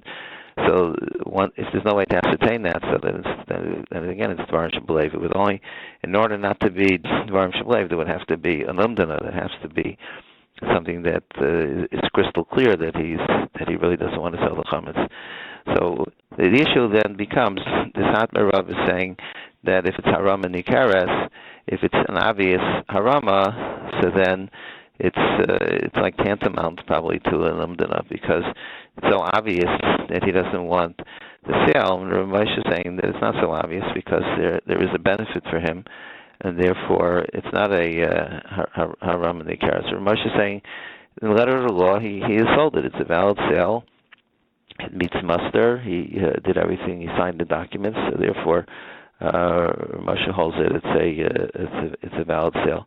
And another issue that they raise is that when the person uses the chometz, so then it would invalidate, even if the sale was valid at the time. But when he uses the chametz, he's operating a business, he becomes, as a ganav, he repossesses the chametz. So that's the argument that the Sdei Chamed makes and others. So, but it would seem that he feels that the whole business would be repossessed because he's operating the business that shows that he's taking possession. Rav Moshe apparently held that it would only be true about the chametz that's being sold at the cash register, but whatever's sitting on the shelves, there's no ma'asik sale, and therefore he would not be repossessing it. So that, in a nutshell, is the major controversy between Rav Moshe and other poskim. Okay. Has this been resolved to this day, or it's still an open question? It's the same as other differences of opinion in halacha. Rav Moshe was, he stands. He was posek hador in America, but the other poskim were also very significant. So it depends whose position you follow. The OU, whose perspective, right? Okay. Yeah, I mean the OU, since the OU had very close, especially Rabbi Genak, who's the CEO of the OU, had very close connection with Rav Yeshurun Salvation. So officially, the OU does not rely on sales of businesses that are operating on Pesach. And the OU will not allow a company that the OU certifies. We will not allow such a company to continue operating on Pesach. If they want OU certification, they would have to shut down. At least the Chometz sticker part of the operation would have to cease and desist for Pesach, because the OU follows the position of Yeshurun She'avar, who held that it's haram and nikaros. It's not a valid sale. As I mentioned in the Akdama, in addition to the issue of the problem of chametz, which is being sold during Pesach, there's also the problem of inventory which comes in, chametz which is acquired by the individual store or the distributor on Pesach. And everybody knows about Rav Moshe's initial position, but not that many people know about Rav Moshe's discussion of this. So why don't you illuminate us? Right. So surprisingly, most people, they have heard that Rav Moshe says you could have supermarkets could be sold even though they're in operation. But Rav Moshe has it in Chelik Daled or Chaim Simon Tzadik Vav. Rav Moshe says explicitly a number of times in that tshuva that the sale does not work. Even if the sale is valid, it can't work for chametz that's acquired over Pesach, because there's a principle in halacha that you can't sell davar shelo ba'olam. You can't sell something that you don't yet possess. So when the owner sits down or authorizes the Rabbanim to sell his chametz before Pesach, that will only take care of the chametz that it was in his possession before Pesach, but it will not help for the chametz that's acquired on Pesach. Rav Moshe says that if you want to buy chametz in a store that was open on Pesach that had a valid mechira, you would not be able to buy chametz the day after Pesach, because they no doubt had deliveries on Pesach, and you'd have to wait long enough to the point where there's at least a 50-50 chance that the chametz that they're selling after Pesach was delivered to the store after Pesach. So I have dealt with this issue for many years. As a congregational rabbi, it was relevant to me. It was relevant for the OU as well. When I became a rabbi in Edison in 1983, I called Rav Pinchas Teitz, and Rabbi Teitz. Rav Pinchas Teitz was a great Talmud Chacham, and Rabbi Teitz, in order to be Mizaka the Rabbin, Rabbi Teitz, in those days, in the 80s and earlier on, many of the major supermarkets were owned by Jews. They were the ones that started the supermarkets. Today, most of the supermarkets are publicly held companies, or they're owned by huge conglomerates. But the early days of the supermarkets, they were owned by Jews, and the Pathmark was Jewish owned, and Stop and Shop, and a whole bunch of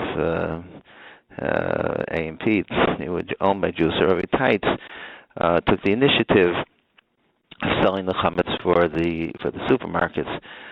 So I called Rabbi Teitz and I asked him this question. I asked him what even though you sold the chametz, but it doesn't help maybe it's helpful for the supermarket owners that they should violate less Yeshurun, but it doesn't help for the public because there's chametz being acquired on Pesach. So Rabbi Teitz told me that in the Shtar Mechira, there's a standard text in the contract that most Rabbanim use for selling chametz. It was published by Rabbi Sadin, who was a Rav in New York many years ago, And he writes on the star. It says that the star was written by Rav Yudalovich, and it's obvious that the star was written by great Talmidei Chachamim. And in the star, it says that there's some kind of shibat haguf, there's some kind of responsibility on the individual that will affect the transfer of the chametz that arrives in Pesach as well. So that's what Rabbi Teitz told me, that in the star it says there's a shibat haguf, and I said, well, what does that mean? How does the shibat haguf? How does that work? How does it transfer the chametz? I was a young whippersnapper, and I didn't understand what Rabbi Teitz explained to me. I still don't know what his rationale was, but I'm sure Rabbi Teitz had communications, he has tshuvas back and forth between Rabbi Teitz and Rabbi Moshe. So, but nonetheless, even though that was Rabbi Teitz's position that the sale would help for chametz that arrived in Pesach, but it's clearly not Rabbi Moshe's position. As I said before, Rabbi Moshe says explicitly in the tshuva that it won't help for the chametz arriving on Pesach. With the course of time, after Rabbi Teitz passed away, this problem manifested itself. Most of the supermarkets, by the end of the 90s, most of the supermarkets were no longer Jewish-owned. And when that happened, it was a great celebration. We as Rabbanim didn't have to worry anymore. We could tell the people they could buy in all the local supermarkets. But then, lo and behold, Yosef Herman, who was well known for his work on Chodesh and Yoshan, he published a memo that he prepared every year about Chometz She'avar Alav HaPesach, and he sort of discovered that there's a company called CNS, which is the largest food distributor in the Northeast, or maybe along the whole East Coast, and they supply many different stores. And CNS stands for Cohn and Siegel, two nice Jewish names. Now, the truth is, you cannot. Kind of Levi, no yet. Kind of Levi. Yeah, that's right. Now, nowadays you can't judge whether a person is Jewish by the name. Yeah. Unfortunately, a person can have a Jewish name because his father's Jewish, the mother's not Jewish. But I did my own research, and I found out that they were both Jewish people. So it became a major, and they were supplying some of the supermarkets. So now the problem was transferred from the supermarket to the supplier of the supermarket. So Rabbi Teitz's son, Rabbi Meir Teitz Shlita, who was also from Elizabeth, also a very distinguished Talmid Chacham. He took over he continued his father's work, and he engaged CNS and was able to convince them to sell their chametz. But Rabbi Belsky had a conversation at some point with Rabbi Teitz, and he suggested to Rabbi Teitz that there's a problem here because of this issue that CNS is acquiring chametz on Pesach, and not only that, when CNS delivers the chametz to the supermarket, even if the chametz that they were delivering to the supermarket was part of the sale, let's say they had that chametz before Pesach, but when they deliver it to the supermarket, they become ganovim. They're stealing that chametz from the guy, and they're over by Yerah. So then the supermarket would be acquiring chametz that would be a problem with Chometz She'avar Alav HaPesach again. So Rabbi Teitz came up with a solution that he worked with one of the Kosher organizations, and that solution was that the idea would be to have the chametz that's acquired over Pesach by CNS that should also belong to the guy. But the question is, how are we going to affect that it should belong to the non-Jew? It's a davar shelo ba'olam. So really, what you could do is you could say, well, we could say that the person who's buying the chametz would appoint whoever's working in the company to be his agent to buy chametz. So if CNS is buying chametz, we could say they're buying it as agents for Mr. John Doe, who's the person that's been purchasing the chametz. The problem with that is that there's principle in halacha ve'ein shlichus la'akum. You can't, a non-Jew can't appoint an agent that's halachically valid. So he can't actually be considered, the store can't be considered as agents for the non-Jew. So Rabbi Teitz came up with a solution that the agent should be considered a poel, a worker on behalf of the non-Jew, And there are those that say that the Machar Ephraim says that's considered to be an extension of the person who's the employer. You don't need shlichus, but it's a whole discussion as well. Rabbi Belsky was not happy with that, so in the end, Rabbi Belsky convinced Rabbi Teitz to use a different type of shtar, and then I think eventually Rabbi Belsky himself took over the sale of CNS. His bezin affected the sale of CNS, and what Rabbi Belsky constructed was a document that says that CNS is not only selling their chametz, but they're also selling the companies being sold to the non-Jew. So now it's the non-Jew's company. Now they don't have to sell the whole company, but at least to whatever extent the company is dealing with chametz, the non-Jewish person is now, he's the CEO, the new CEO, and the new owner of CNS, at least for the period of Pesach, and therefore whatever they purchase is being purchased on his behalf. Now, there's a major problem with this type of approach, because if the non-Jew owns CNS for Pesach, CNS is a huge conglomerate. Let's say they're making, I don't know, $10 million a week. I'm just making up numbers, but they're making a significant amount of money. So after Pesach, the non-Jew, if he's smart, will come forward and say that why I would like to have that profit, and since it's not happening, it's not going to take place. So that would cast aspersions on the whole. So it would again become a haram and nikaris. It would be an obvious fraud, because they're selling the company to the non-Jew, but there's no intention of letting the non-Jew profit from the company that he supposedly owns now. So that would be a clear indication that it's not a serious sale. So to deal with that, Rabbi Belsky constructed a very creative text in his shtar, in his contract, that says that the truth is that after Pesach, it's possible the company lost money that week. Companies rise and fall on a daily basis. So he wrote in the text that after Pesach, if the new owner wants to bring in an accountant and evaluate the profit and loss of the company, he has the right to do so. But if he does not do so within 1 or 2 days after Pesach, then the company will be the company will be reverted back to the previous owners, and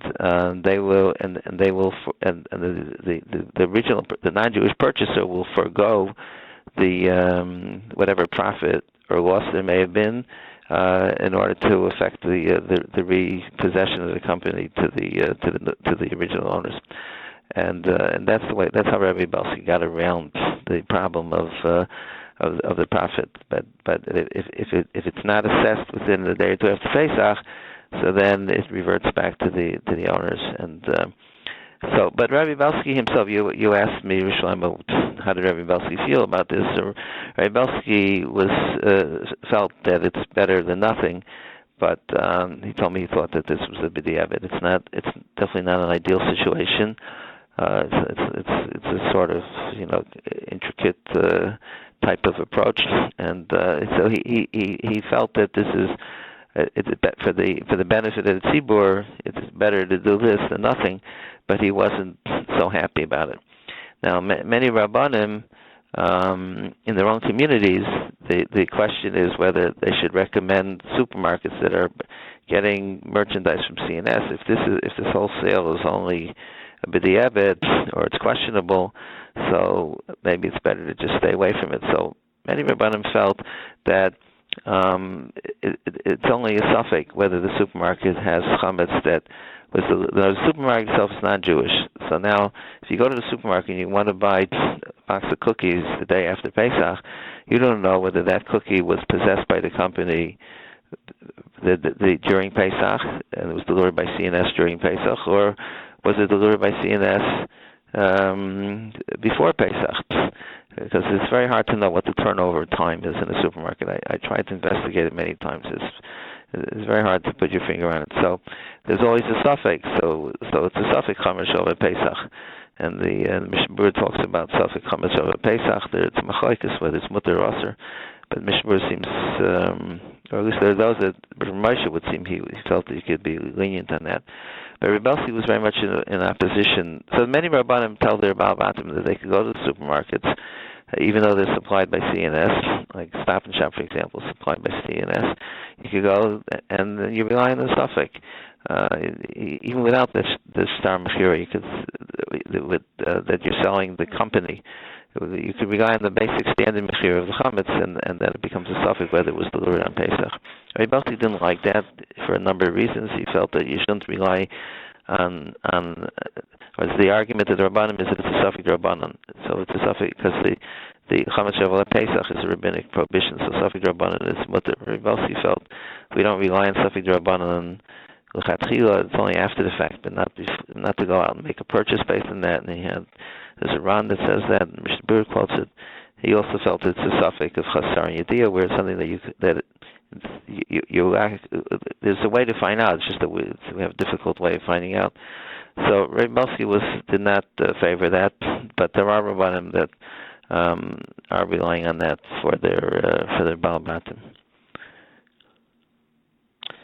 Which means that Lamaisa, since, by the way, I have to point out parenthetically that this is such a wonderful example of the Digduk mitzvahs in our current generation, because until people such as Rabbi Luban put all this huge effort into doing this research, nobody worried about distributors. As I said, we went to the store, either it was Jewish owned or Goyish owned, and it's really a function of the increased Digduk mitzvahs that the Bnei Torah have elevated the entire halachic observance that we have, that we are now dealing with such questions. So Lamaisa, we're coming to a supermarket. Most people have no idea who the distributor to the supermarket is. You come to a supermarket chain, even at Niach, many local Orthodox rabbis, many kahillas do publish lists of ownership situations on chains. I think it should be said here, Rabbi Luban, that many of the supermarket chains are in fact franchisees. As right. we mentioned in the opening with the Richardson store, so you can't just assume that they're all owned by large, public corporations. So all it has to be, in New Jersey where you live, right? Some of the shop rights are owned by individual Jewish ownerships. Yes. Right. So all that has to be, elucidated carefully. And I know, having been there, that the Rabbanim put a lot of effort into constructing this list. Come along the problem now with the distributorships, which makes it obviously raises the level of complexity. So what do you do? Even if you assume that you have a Goyish store, how do you know about the distributor? So what's the lamais of all this? Okay, so that's an excellent question. I personally devote an enormous amount of time researching this every year, as do other conscious organizations. So the bottom line is that we know more or less which distributors are Jewish, which of the big players are Jewish and which are not Jewish. CNS is the largest distributor, but some of the other, which is Jewish, and some of the other distributors are not Jewish. Now, how do we know who CNS distributes to? If you call CNS, they're not going to tell you. So Rabbi Herman, he used to publish a list, and he had like 25, 30 supermarkets that purchased chametz from CNS. And I spoke to him once, and I asked him, how do you know? He says, he can't tell me, it's confidential information. And I said, how much chametz do they purchase from CNS? And he says, that's also something that he can't divulge. I looked at CNS's website, and on the website, CNS has a list of their customers that they publicize. The about 25 stores that they say that they supply. Some of them, Shop and Right is the most familiar. Target is on there. Most of the stores some of them are down south. not that common, but some of the Stop and Shop is the most, and Target would be the most common that appear on their list. So I discussed this with Rabbi Belsky, and I said, Rabbi Belsky, is it okay to assume that if a store is not on the list, that if CNS supplies them, it's only a small percentage of their inventory, because oftentimes companies have multiple suppliers. If it would be a significant supplier or per user, then they would appear on the website. He says that's a very fair assumption. So that's the assumption we work with, is that, at least that the OU works with, or I work with, is that if it doesn't appear on the CNS website, so we're assuming that they're not significant customers of CNS. We also know that, as Shlomo, as you pointed out, that ShopRite is a franchise, and that some of the majority of ShopRite stores are owned by non-Jews. We actually have lists of the stores where Shimon Eider Zatzal, who was my Rabbi, was very much involved in this research, and he had a list every year of which stores are Jewish owned and which stores are not Jewish owned. There's an additional, and what you said, Rishon, was true about the level of scholarship of investigation now, because these issues are so multifaceted, and just trying to figure out the Metzias is a major research project. But when it comes to ShopRite, they, in addition to, ShopRite doesn't get Chometz from CNS. They don't use CNS as a distributor. But ShopRite has their own distributorship, and that's called Wakefern. And Wakefern is a co-op that's owned by all the ShopRite merchants. All the ShopRite owners are partners in Wakefern. So now the question is, even if you go into a ShopRite that's owned by non-Jews, but the Chometz that they get delivered is coming from Wakefern, and Wakefern is a Jewish entity.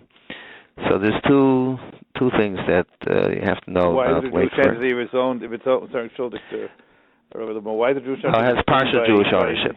So the question. So what's the status if there's partial Jewish ownership? So one point is that the Mishnah Berurah quotes a Chometz Moshe that says that if you have Chometz that was owned by a Jew and a non-Jew in partnership, and the non-Jew owns the majority, so then the Chometz Moshe says that the principle of Bittul Barov applies.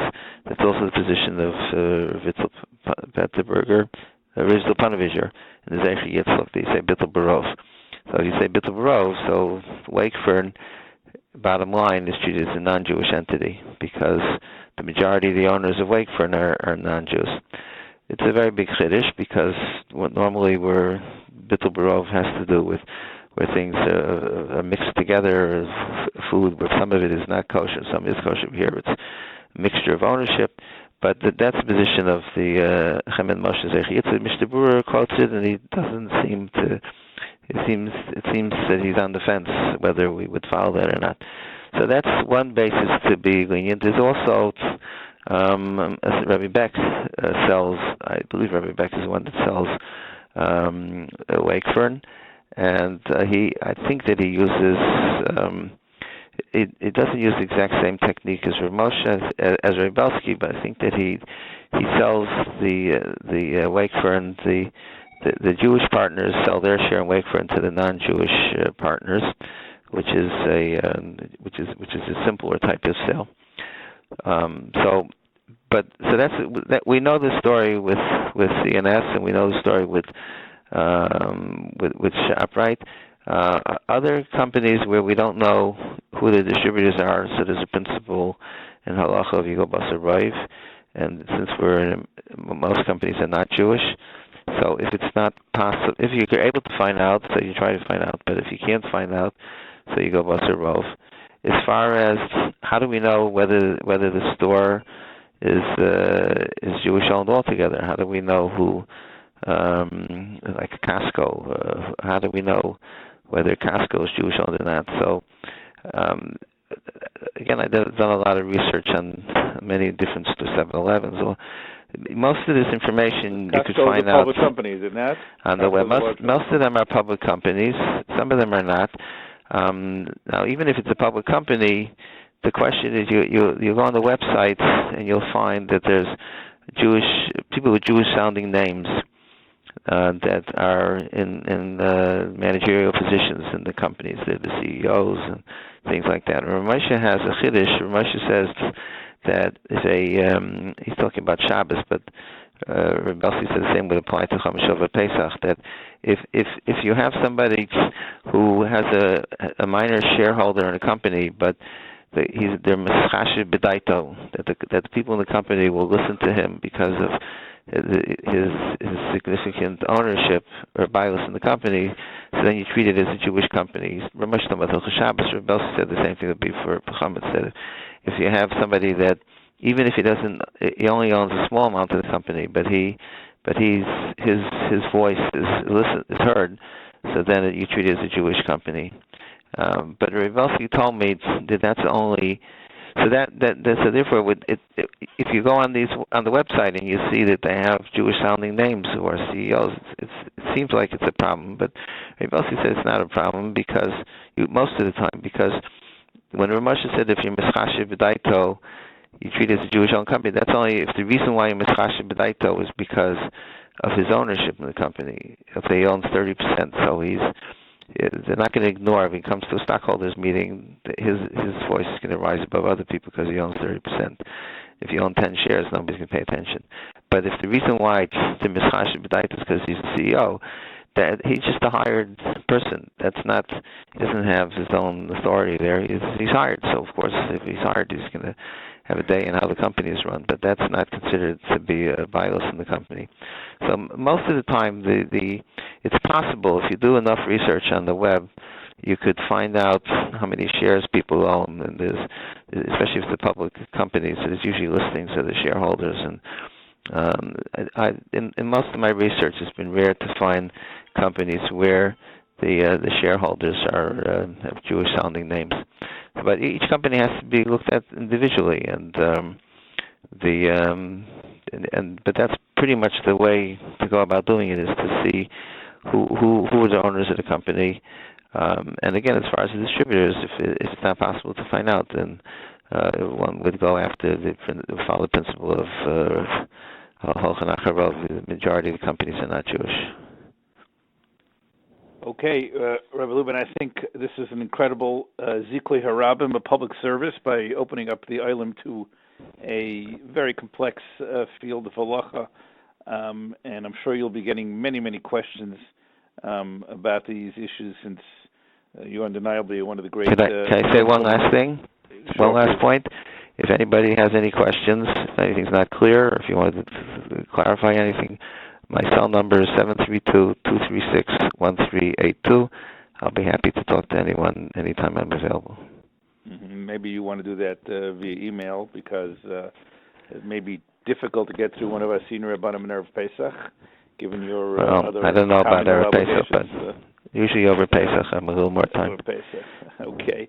I will just add two ha'aris. One, Benegay, to what your last segment about the ownership and stock holdings and who controls corporations, etc. So this, your comments were directed towards Chometz She'avar Alav HaPesach, which is Drabanan, even though, of course, as you mentioned, this would be negated to Shabbos too. There's another third area of halacha in which it's very negated, and that's Hilchos Ribbis. And those are arguably dairaises more chomer than the Chometz She'avar Alav HaPesach. I just want to let the Olam know that these questions are also currently being nidon by the most chashva halachic minds in our machna. I have had this chus in my role as the editor of Yeshurun to publish both in the last fall edition, Yeshurun Lametes, and currently the new edition of Yeshurun. If I can just put in a little bit of a plug here, it arrived this week. There is a very important kuntris on Hilchos Ribbis, which discusses exactly these issues benegaya to where one can borrow money from. These questions are not all 100% new, because this goes back 100 years, as Rabbi Luban alluded to, on who controls large banks and public corporations. But with the advent of new sophisticated financial instruments as the advent of distributors in the food chain. All these questions are being nidain anew. So it's important for the halachic consumer to know that both in the field of ribbis and as in the field of Chometz She'avar Alav HaPesach and or Shabbos, the ownership of who controls what type of vehicles is very important, and you really have to sit down and think about these things and discuss it with your Rav. I'm going to conclude with the following.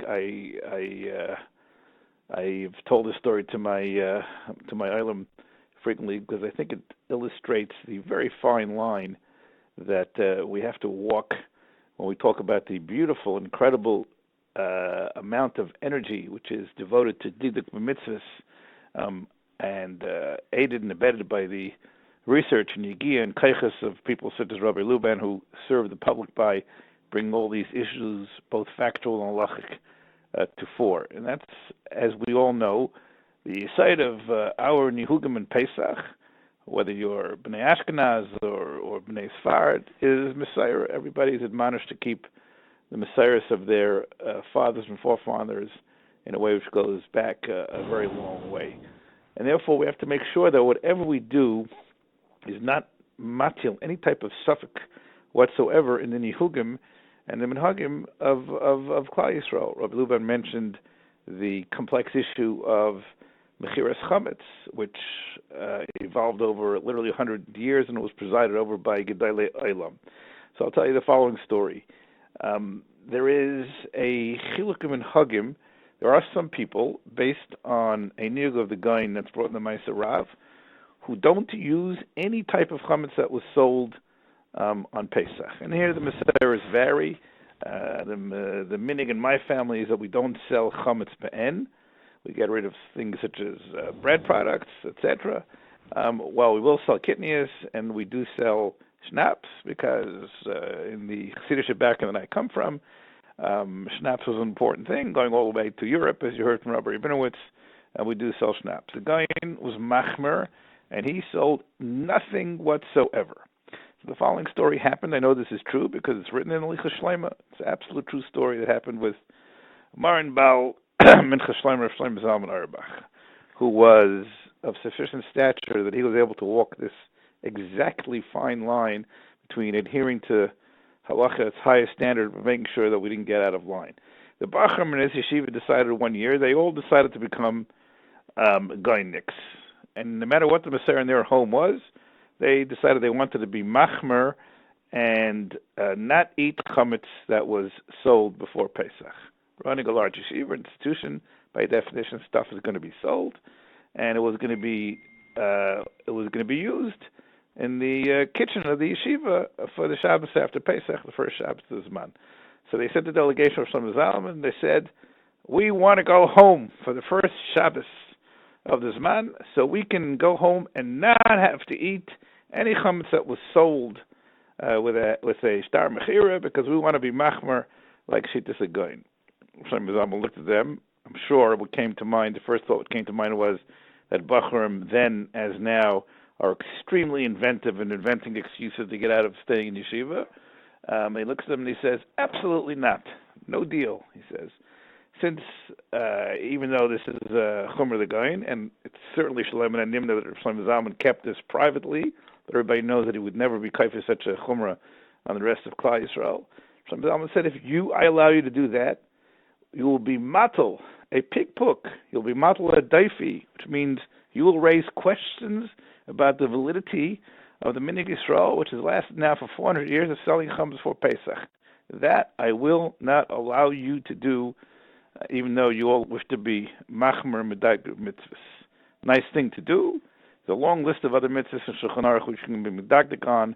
Don't tamper with minhagei Yisrael. I leave that to the Olam to think as we go into the Yantiv of Messiah and Minig. I wish everybody a Chag Kosher v'Sameach.